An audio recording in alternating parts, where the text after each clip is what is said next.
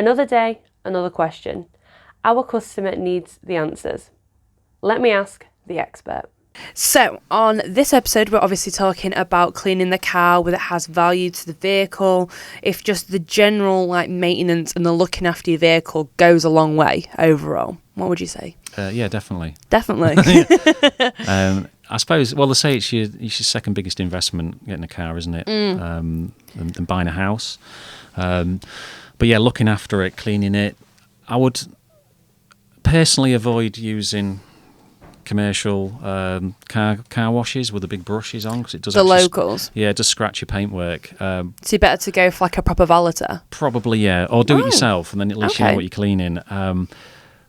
Try and avoid just pressure washing everything all the time, which a lot of people do. It's the easy option, though, isn't it? It is, yeah. I mean, it's the more effort you put into it. So sponge some decent car shampoo, have it waxed every now and again, check the underside of the car as well. Yeah. So and even underneath your doors, a lot of people forget about that. A lot of dirt builds up, can block your window channels and all sorts. So it's important to keep the car clean, not just aesthetically, but actually keep it in one piece.